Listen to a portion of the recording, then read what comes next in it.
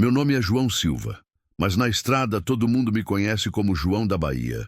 Aos 42 anos, já rodei mais quilômetros do que muita gente consegue imaginar.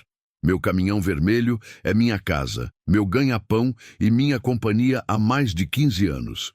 Saí de Salvador numa manhã de terça-feira, carregado de frutas, com destino à Feira de Santana, uma viagem que eu fazia pelo menos 3 vezes por semana. A estrada BR-324 estava tranquila naquele dia. Apenas o barulho constante do motor e o vento batendo no para-brisa. Estava pensando na minha filha Marina, que havia ligado na noite anterior pedindo dinheiro para a faculdade. Divorciado há 5 anos, eu tentava manter contato com ela, mas a vida na estrada não facilitava os relacionamentos. Era por ela que eu trabalhava tanto, rodando dia e noite. De repente, um barulho estranho começou a vir do motor. Um tec-tec-tec, que não era normal.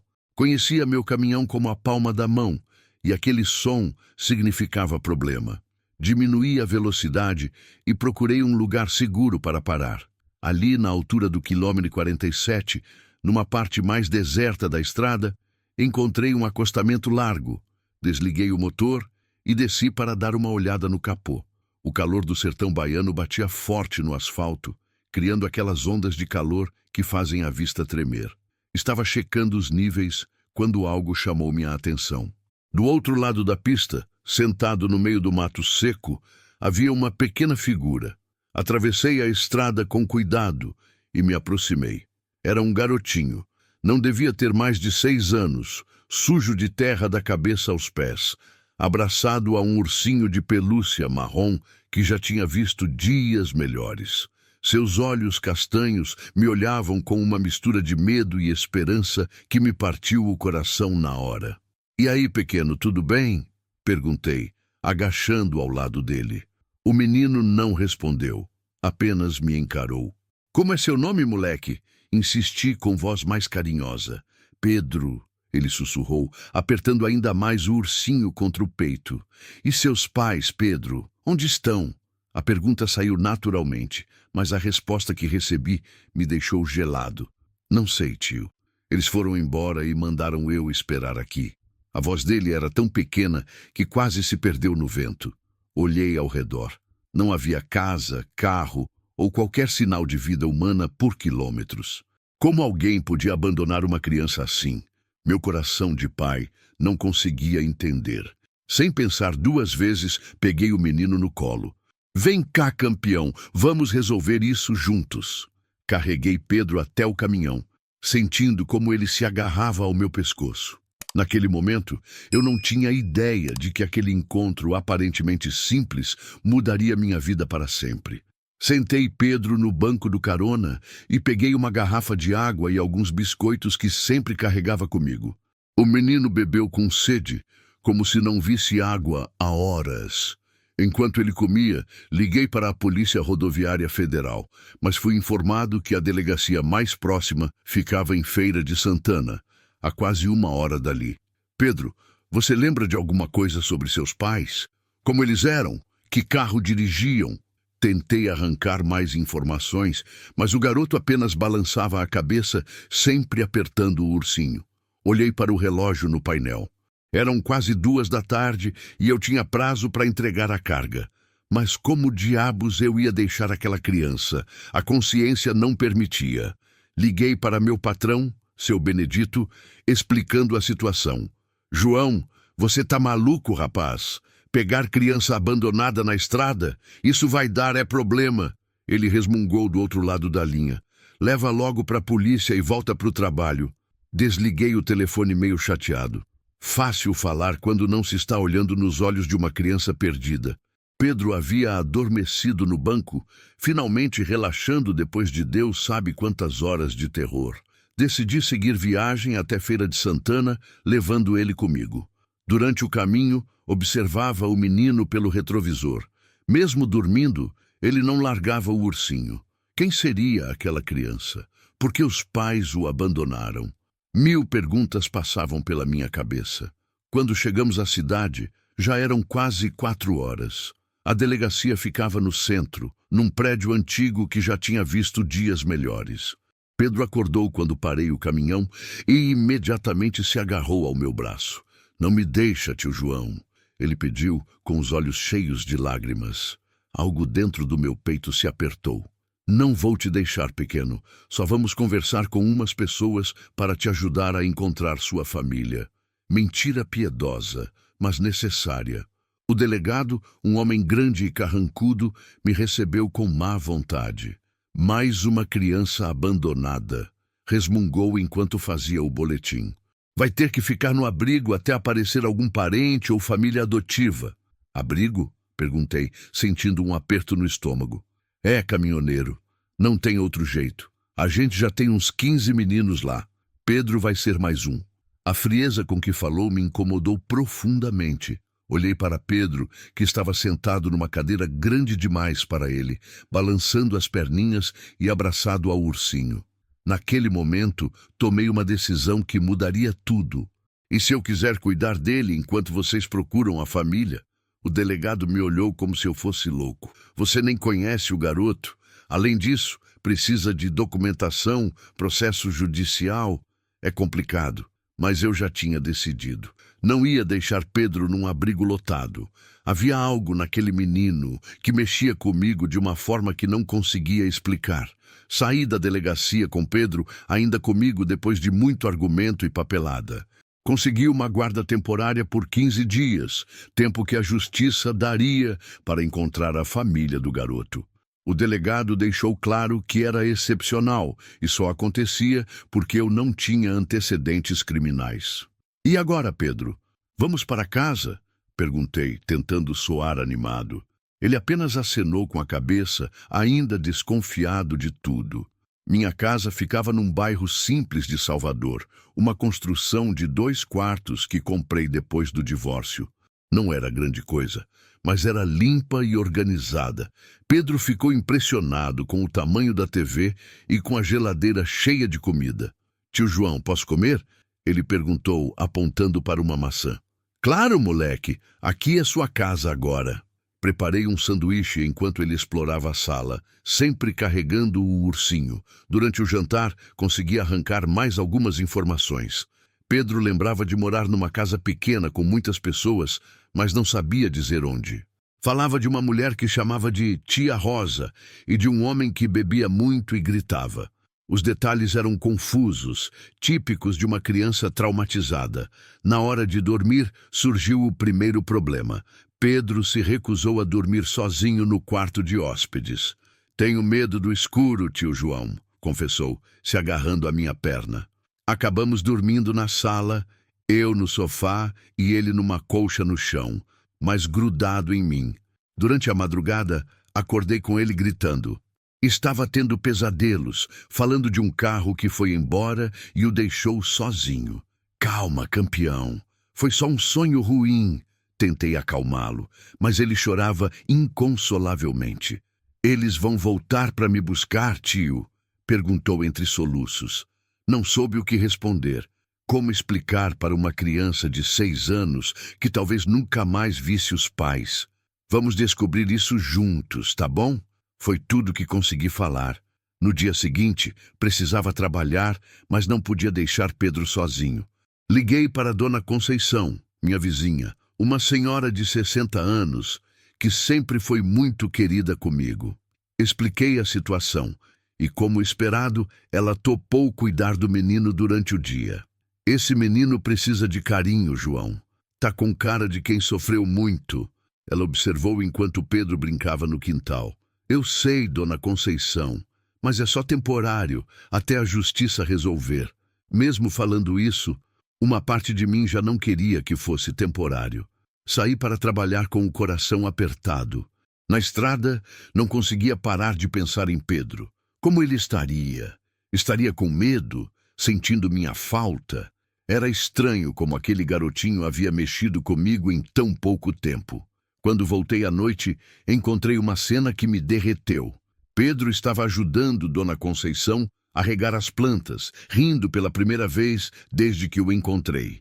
Ao me ver, correu e se jogou nos meus braços. Tio João, aprendi a regar as flores, exclamou, todo animado. Naquela noite, Enquanto ele dormia ao meu lado no sofá, olhei para seu rostinho sereno e senti algo que não sentia há muito tempo. Propósito. Talvez Deus tivesse colocado Pedro no meu caminho por um motivo. Uma semana havia passado desde que Pedro chegou em minha vida. A rotina estava se estabelecendo. Eu trabalhava durante o dia, enquanto Dona Conceição cuidava dele. E à noite, conversávamos, assistíamos TV e ele contava suas descobertas do dia. O menino estava mais solto, rindo mais, mas ainda dormia grudado em mim. Na quinta-feira, recebi uma ligação que mudou tudo. Era o delegado. João, apareceu uma mulher aqui dizendo que é tia do menino, Rosa Santana. Quer vir buscar ele hoje ainda. Meu coração disparou. Por um lado, era o que todos esperavam. Pedro reencontraria sua família. Por outro, senti um vazio no estômago que não conseguia explicar. Ela trouxe documentos? Como sabemos que é realmente parente dele? Perguntei tentando ganhar tempo. Trouxe certidão de nascimento da criança e tudo mais. Parece tudo certo. Pode vir buscar o garoto? Desliguei o telefone com as mãos tremendo. Como ia contar para Pedro? E por que eu estava me sentindo como se fosse perder um filho? Quando cheguei em casa, Pedro estava brincando no quintal com um carrinho que Dona Conceição havia conseguido. Ao me ver, correu para meus braços como sempre fazia. Tio João, olha só meu carrinho novo, mostrou, todo animado. Sentei no degrau da varanda e o puxei para perto de mim. Pedro, precisamos conversar. Lembra que falamos que íamos procurar sua família? O sorriso dele sumiu instantaneamente. Encontraram meus pais? Não, mas apareceu uma mulher chamada Rosa, que diz ser sua tia. Você lembra dela? O rosto de Pedro ficou pálido. Ele se agarrou ao meu pescoço com força. Tia Rosa? Ela é má, tio João. Ela bate nas crianças e deixa a gente sem comida. Meu sangue gelou. Como assim, Pedro? Conte direito para o tio. Entre lágrimas, Pedro contou uma história que me deixou horrorizado. Tia Rosa cuidava de várias crianças numa casa pequena, mas tratava todas muito mal. Batia, deixava sem comida e às vezes trancava as crianças num quarto escuro. Os pais de Pedro haviam o deixado lá quando ele tinha 5 anos, prometendo voltar, mas nunca mais apareceram. Eu fugi da casa da tia Rosa, tio João. Andei muito até chegar na estrada onde você me achou. Não quero voltar para lá, por favor, ele suplicou, chorando desesperadamente. Abracei o menino com força, sentindo uma raiva imensa de toda aquela situação. Como era possível que ele tivesse passado por tanto sofrimento em tão pouco tempo de vida? Calma, campeão. Ninguém vai te machucar enquanto eu estiver aqui, prometi, mesmo sem saber como cumprir essa promessa. Liguei para um advogado conhecido meu, Dr. Marcos, e expliquei a situação. Ele foi direto. João, se o menino está registrado no nome dessa mulher como responsável, vai ser difícil impedir. Mas vamos tentar. Naquela noite, Pedro não conseguiu dormir. Ficou acordado, agarrado a mim e ao ursinho, tremendo de medo. Ela vai me encontrar, tio João. Ela sempre encontra as crianças que fogem. Olhando para aquele garotinho aterrorizado, tomei uma decisão que talvez fosse louca, mas era a única que meu coração permitia. Não ia entregar Pedro para aquela mulher, custasse o que custasse. Ele havia confiado em mim, e eu não podia falhar com ele como todos os outros adultos haviam falhado. Pedro, escuta bem o que o tio vai te falar. Eu vou te proteger, tá ouvindo? Não importa o que aconteça. Pela primeira vez em dias, vi um pouco de paz nos olhos dele. Mas eu sabia que a batalha estava apenas começando. Na manhã seguinte, acordei com uma ligação insistente do delegado. João, cadê o menino?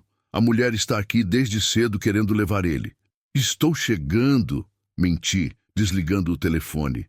Pedro estava ao meu lado, ainda dormindo, mas com o rosto tenso, mesmo no sono. Liguei para Dona Conceição e expliquei a situação. Essa Rosa não presta, João. Ontem mesmo Pedro me contou umas coisas que me arrepiaram. Não entrega esse menino para ela. Mas e a lei, Dona Conceição? Ela tem a documentação. Lei que permite criança ser maltratada não é lei, é crime. Você sabe disso. Ela estava certa. Enquanto Pedro tomava café da manhã, liguei para Dr. Marcos novamente. A situação mudou. Pedro me contou que essa mulher maltratava ele e outras crianças. Temos que fazer alguma coisa. João, isso muda tudo. Vou pedir uma medida cautelar, mas até sair, você precisa manter o menino longe dela. Algumas horas, talvez um dia. Algumas horas. Era pouco tempo, mas era o que tínhamos. Olhei para Pedro, que comia seus biscoitos em silêncio, e tomei uma decisão arriscada. Pedro, que tal fazermos uma viagem? Só nós dois, conhecer uns lugares bonitos? Os olhos dele brilharam pela primeira vez naquela manhã. De verdade, tio João? No seu caminhão? No meu caminhão vermelho. Mas tem que ser nosso segredo, tá bom? Em menos de uma hora, estávamos na estrada. Peguei alguns quilos de mercadoria que precisava entregar em Ilhéus como desculpa para a viagem. Pedro estava encantado, sentado no banco do carona, olhando a paisagem do sertão baiano passar pela janela. Tio João, por que você me ajuda tanto? Perguntou de repente, abraçando o ursinho. A pergunta me pegou desprevenido. Porque você é um menino especial, Pedro. E porque às vezes Deus coloca pessoas na nossa vida para que a gente cuide delas. E você acha que Deus me colocou na sua vida? Tenho certeza, campeão. Paramos para almoçar num restaurante de beira de estrada perto de Itabuna. Pedro nunca havia comido numa parada de caminhoneiro e ficou fascinado com o movimento dos motoristas, com as conversas sobre estrada e frete. Tio João é caminhoneiro de verdade, ele contou orgulhoso para o garçom, que sorriu e trouxe um pirulito especial para ele. Durante a tarde, meu telefone não parou de tocar. O delegado, seu Benedito, até minha filha Marina ligou perguntando sobre a história do menino que tinha chegado aos ouvidos dela. Não atendi nenhuma das ligações. Estamos fugindo, tio João? Pedro perguntou quando percebeu que eu estava evitando o telefone. Não, Pedro, estamos ganhando tempo para as pessoas certas resolverem as coisas certas. E se não conseguirem? Olhei pelo retrovisor para aquele garotinho que havia virado minha vida de cabeça para baixo em poucos dias. Então vamos ter que ser mais espertos que todo mundo. Quando chegamos a Ilhéus, já era noite. Encontrei uma pousada simples perto do porto e reservei um quarto. Pedro estava cansado da viagem, mas animado. Nunca dormi numa pousada, tio João. Enquanto ele tomava banho, liguei para Dr. Marcos. As notícias não eram boas. A medida cautelar havia sido negada e havia um mandado de busca e apreensão contra mim. João, você tem que voltar com o menino. Já está sendo considerado sequestro. O sequestro? Eu salvei essa criança. Eu sei, mas legalmente você está errado. Volte antes que piore. Desliguei o telefone sem responder. No quarto, Pedro estava deitado na cama, olhando para o teto. Tio João, se eu tiver que voltar para a tia Rosa, você promete que vai me visitar? Sentei na cama ao lado dele e peguei sua mãozinha. Pedro, prometo que vou fazer tudo o que estiver ao meu alcance para te proteger. Tudo. Naquela noite, enquanto ele dormia ao meu lado, planejei nossa próxima jogada. Se a lei não podia proteger Pedro, então eu teria que encontrar outro jeito. Acordei antes do amanhecer com uma ideia na cabeça. Pedro ainda dormia profundamente, abraçado ao ursinho e com uma das mãozinhas tocando meu braço, como se precisasse ter certeza de que eu estava ali. Saí devagar do quarto e liguei para Dona Conceição. João, graças a Deus, a polícia esteve aí ontem procurando vocês. Essa tal de Rosa estava junto, falando que você sequestrou o menino. Dona Conceição, a senhora conhece alguém que trabalhe no conselho tutelar? Conheço sim. Minha comadre Valdíria trabalha lá há 10 anos. Por quê? Preciso que ela veja Pedro, que ouça a história dele diretamente. Se uma conselheira tutelar presenciar o relato do menino sobre os maus tratos, entendi. Pode dar outro rumo à situação. Vou ligar para ela agora mesmo. Quando Pedro acordou, expliquei nosso plano. Vamos voltar para Salvador, mas primeiro vamos conversar com uma pessoa muito importante que protege crianças. Como a polícia, tio João. Melhor que a polícia, campeão. É uma pessoa que só quer saber do bem das crianças. Durante a viagem de volta, Pedro ficou mais quieto. Percebi que ele estava com medo de voltar para a cidade, mas tentava ser corajoso por minha causa. Paramos numa lanchonete em Valença e foi lá que algo inesperado aconteceu. Uma mulher de uns 50 anos se aproximou da nossa mesa. Desculpa incomodar, mas vocês não são o caminhoneiro e o menino que estão na televisão? Meu sangue gelou. Televisão. Tá passando no jornal local. Uma mulher dizendo que o senhor sequestrou o sobrinho dela, mas ela olhou para Pedro com carinho. Esse menino não tem cara de sequestrado, não. Pedro se encolheu na cadeira, mas a mulher continuou. Meu nome é Joana, sou professora. Trabalhei em abrigo muitos anos. Esse menino tá bem cuidado, alimentado, limpo. Quem sequestra criança não cuida assim. A senhora conhece a tal da Rosa? Arrisquei perguntar. O rosto dela mudou completamente. Rosa Santana? Aquela megera? Já tiraram várias crianças da casa dela por maus tratos. Como ela ainda tem guarda de alguma criança? Bingo! Era a confirmação que eu precisava. A senhora poderia repetir isso para o conselho tutelar? Com certeza, e vou fazer mais que isso. Vou ligar para todos os meus contatos. Essa Rosa não pode continuar maltratando criança. Saímos da lanchonete com mais esperança. Pedro havia gostado da professora Joana e parecia mais animado. Ela é boa, né, tio João? Dá para ver nos olhos. É verdade, campeão. Existem pessoas boas no mundo, só precisamos encontrá-las. Chegamos a Salvador no fim da tarde. Dona Conceição nos esperava com Valdíria, a conselheira tutelar. Era uma mulher negra de uns 40 anos, com um jeito firme mas carinhoso. Então você é o Pedro, ela disse, se agachando na altura dele. Ouvi falar que você é muito corajoso. Pedro se escondeu atrás de mim, mas aos poucos foi se soltando. Valdíria tinha um jeito especial com crianças. Conseguiu fazer Pedro rir e se sentir à vontade. Pedro, posso conversar com você sobre a casa onde você morava antes? O que aconteceu na próxima hora me marcou para sempre. Pedro contou detalhes dos maus tratos que havia sofrido que me fizeram cerrar os punhos de raiva. Valdíria gravou tudo no celular, com a autorização do próprio menino. João, ela me disse depois, com esse depoimento e outros que já temos sobre Rosa Santana, posso abrir um processo que vai tirar a guarda dela definitivamente. E quanto tempo isso demora? Algumas semanas, talvez um mês, mas até lá ele fica comigo. Completei determinado. Não é tão simples. Vocês ainda são considerados foragidos. Naquele momento meu telefone tocou. Era Dr. Marcos. João, onde vocês estão? Consegui uma liminar. Pedro pode ficar com você até o julgamento. Pela primeira vez em dias, senti que talvez dessemos a volta por cima. Pedro, que havia escutado tudo, me abraçou forte. Vamos conseguir, né, tio João? Vamos sim, campeão. Juntos vamos conseguir. A liminar do Dr. Marcos nos deu 15 dias de tranquilidade. Pedro podia ficar comigo enquanto o Conselho Tutelar investigava as denúncias contra Rosa Santana. Foram os melhores 15 dias que eu havia vivido em muito tempo. Pedro estava cada vez mais à vontade em casa, ajudava a Dona Conceição no quintal, aprendeu a mexer no rádio do caminhão e até começou a me ajudar com a manutenção básica do veículo. O garoto era esperto e aprendia tudo rapidinho. Tio João, quando eu crescer, posso ser caminhoneiro igual você?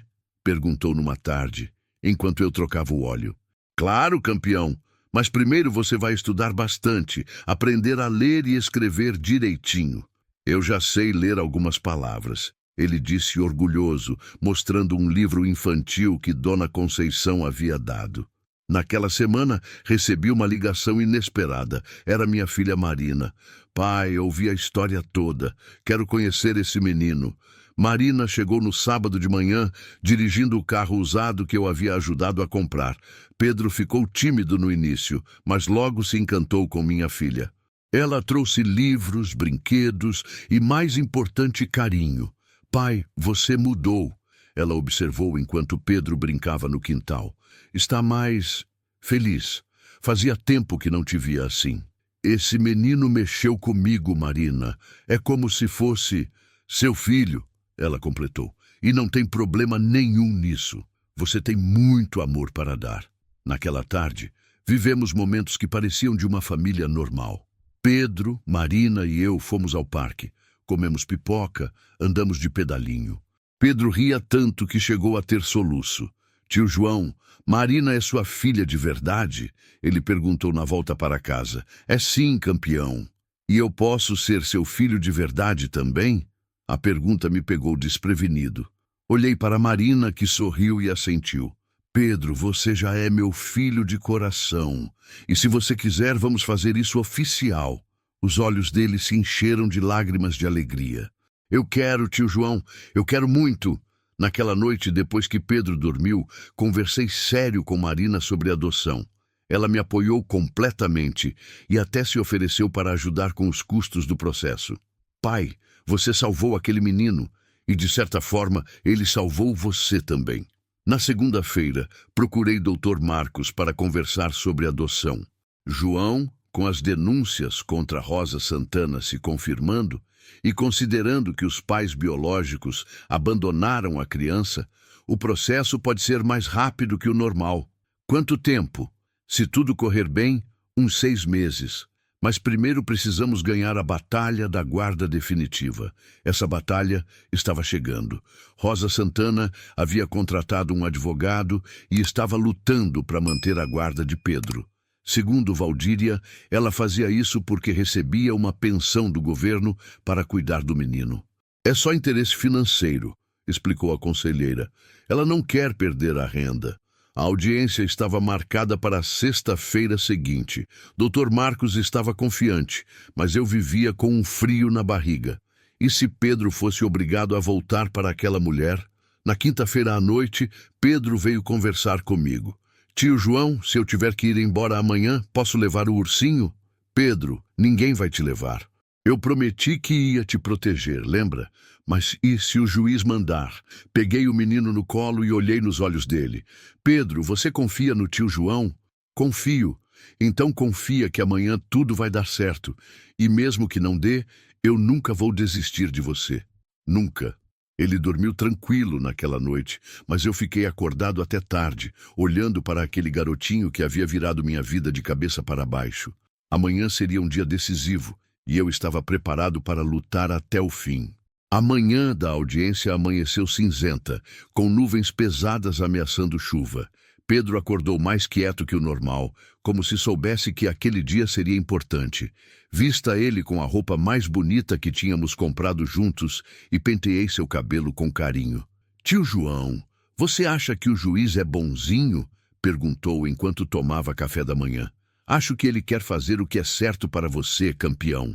Dona Conceição, Marina e até a professora Joana vieram junto para o tribunal.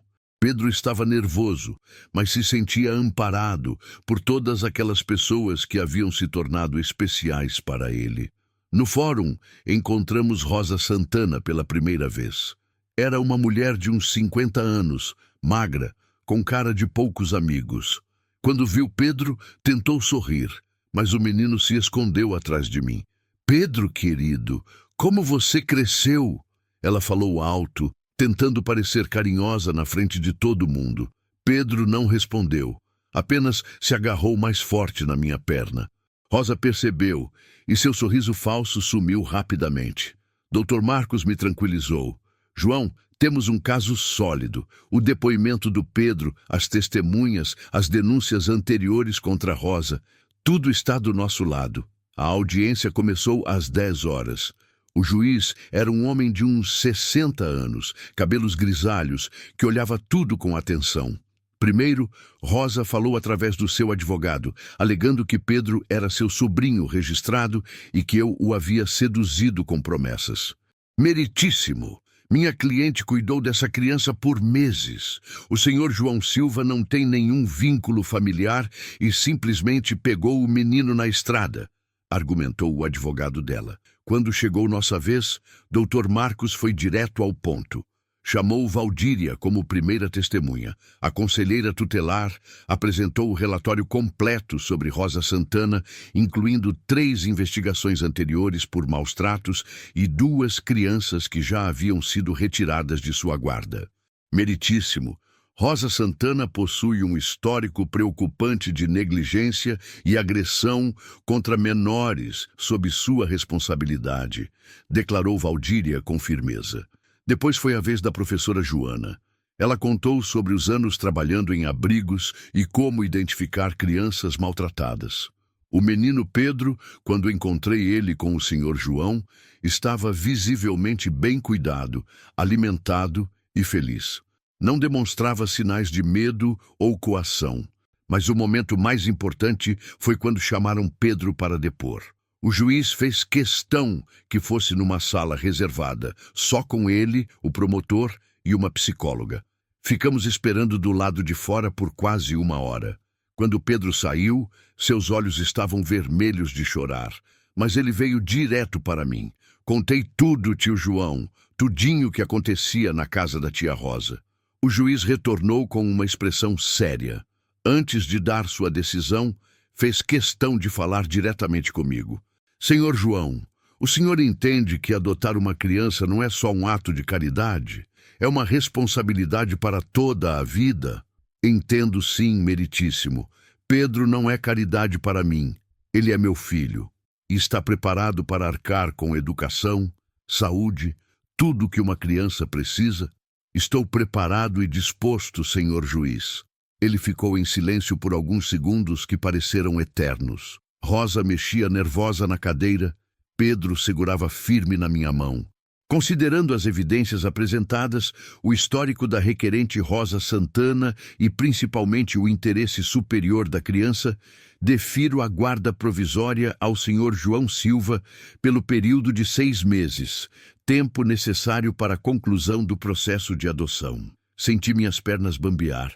Pedro pulou no meu colo chorando de alegria. Rosa levantou gritando que ia recorrer, mas ninguém deu atenção para ela. Além disso, continuou o juiz, determino que seja aberta a investigação sobre as condições da casa da senhora Rosa Santana e das demais crianças sob sua responsabilidade. Saímos do tribunal como uma família completa. Pedro não largava minha mão. Marina estava emocionada. Dona Conceição chorava de felicidade. Na escadaria do fórum, Pedro me olhou sério. Agora eu posso te chamar de pai? Pode sim, meu filho. Pode sim. Naquela tarde, comemoramos com um almoço especial. Pedro comeu tanto brigadeiro que passou mal, mas estava tão feliz que não reclamou de nada.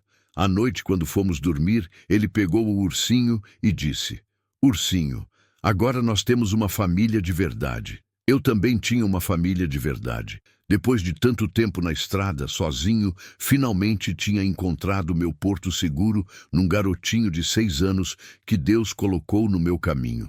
6 meses se passaram desde a audiência e nossa vida havia tomado uma rotina gostosa.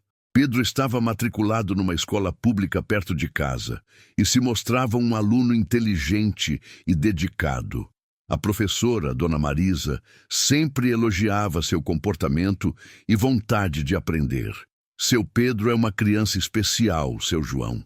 Ele ajuda os colegas, nunca dá trabalho e está aprendendo a ler muito rápido. Ela me contou numa reunião de pais. Em casa, Pedro havia se tornado meu copiloto oficial. Nos fins de semana, quando eu fazia viagens curtas, ele ia junto. Conhecia todos os postos de gasolina da região, cumprimentava os frentistas pelo nome e se orgulhava de dizer que eu era seu pai. Olha só, seu Manuel, meu pai comprou um GPS novo para o caminhão. Ele dizia animado para o borracheiro que sempre tinha uma bala ou chiclete para oferecer. Minha relação com Marina também ficou mais forte. Ela vinha nos visitar todo fim de semana e Pedro a adorava. Havia se tornado a irmã mais velha que ele nunca teve, ensinando-o a usar o computador e ajudando com as lições de casa. Pai, vocês dois são iguais, teimosos, carinhosos e com o coração maior que o peito.